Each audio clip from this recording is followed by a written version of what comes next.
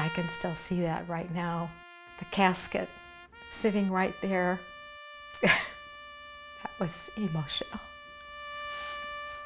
It's said time heals all wounds, but when days become decades and questions go unanswered, does the heart ever heal? You always wonder why. Why did this happen? How did this happen?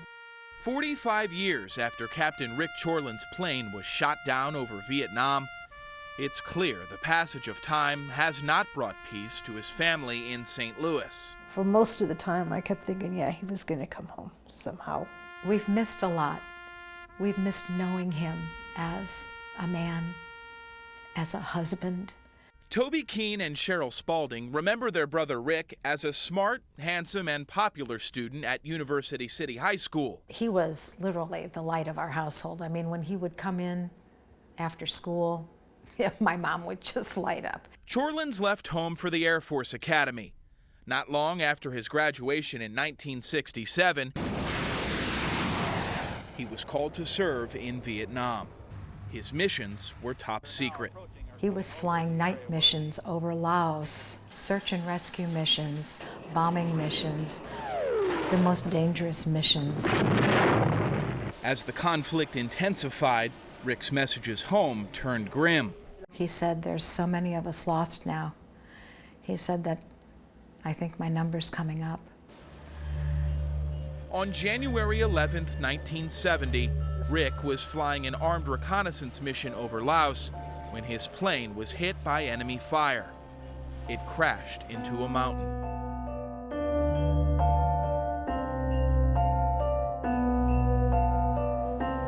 Mom called, and nobody knew if he'd had an opportunity to eject and get out.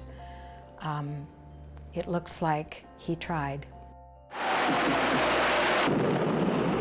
The Vietnam War raged on, and American forces couldn't access the area where Rick's plane went down.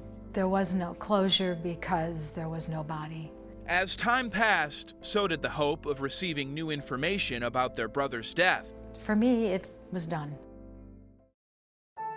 Inside the Armed Forces DNA Identification Laboratory in Dover, Delaware, every sample tells a story. Data analyst Carrie Ann Myers doesn't know those stories when they pass under her microscope, but she understands how her work impacts military families. I try to do my part to bring them closure. Carrie put that mission in action when a tiny bone fragment entered her lab early last year. It was very small, to be exact. It was like a roughly 0.8 grams. I thought it was a prank, and I said, are you for real? And the voice on the phone said, yes, ma'am, gave me his name.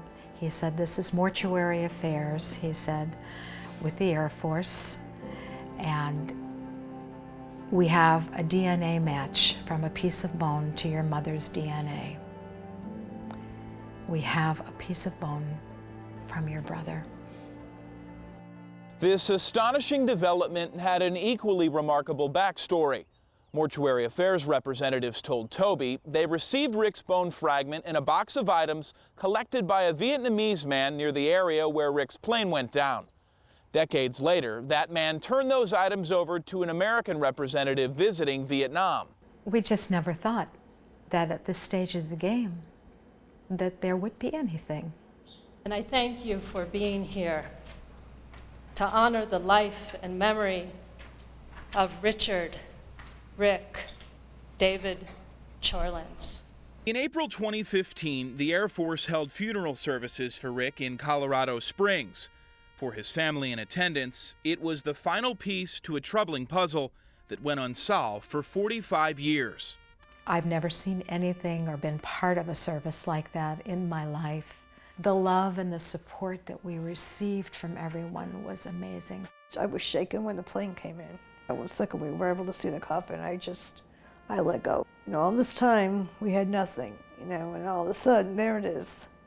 When you talk about closure, I don't know that you really ever have closure, but I know that I gained a sense of peace from this. And my goal, my hope, is to be able to make a pilgrimage out there every year now to visit so that I can just sit with him for a few minutes, just talk to him. And with every visit to this special place, added hope in the healing power of time. I'm Mike Colombo, News 4.